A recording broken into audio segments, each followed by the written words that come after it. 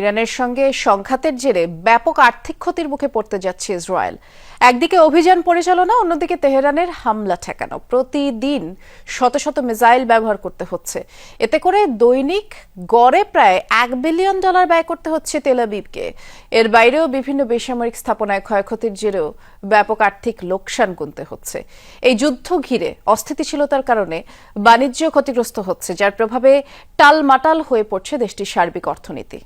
Stay সেফের double layer প্রোটেকশনই পিরিয়ডের heavy floor দিনগুলোতে আমাকে রাখে নিরাপদে। Stay safe. 2023 সালে 7 অক্টোবরের পর থেকেই বিভিন্ন ফ্রন্টে যুদ্ধ করছে ইসরায়েল। গাজায় 1 বছর 8 মাস ধরে চলা আগ্রাসন, হিজবুল্লাহকে থামাতে লেবাননে চালানো বর্বরতা কিংবা সিরিয়া ইয়েমেনে অভিযান, হাজার হাজার মিসাইল গোলাবারুদ খরচ করেছে তেল আবিব। এবার নতুন করে সংঘাতে জড়িয়েছে ইরানের সাথে। গত 7 দিন ধরে চলছে লাগাতার হামলা। গাজায় কোনো বাধা ছাড়াই নৃশংসতা চালালেও ইরানের তরফ থেকে মিলছে শক্তিশালী পাল্টা জবাব। ফলে প্রতিদিনই যুদ্ধ চালিয়ে যেতে ব্যয় করতে হচ্ছে বিপুল অর্থ।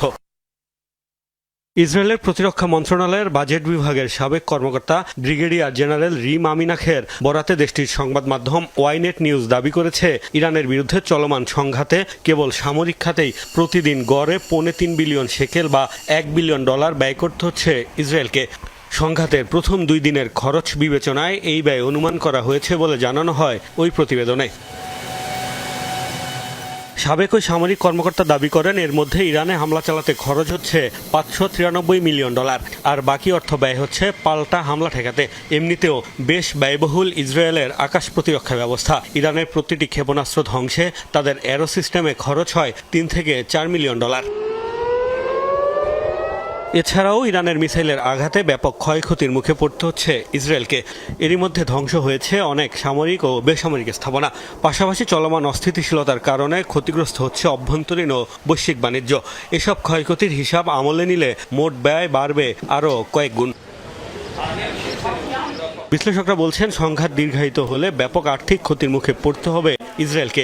এমনিতেই গাজাসহ বিভিন্ন স্থানে গত প্রায় 21 মাস ধরে আগ্রাসন চালিয়ে ইসরায়েলের কোটি কোটি ডলার খরচ হয়েছে। নতুন করে এই ব্যয়ের কারণে দেশটির অর্থনীতিতে তৈরি হতে পারে বড় ধরনের সংকট। মোস্তফা মাহমুদ, যমুনা নিউজ।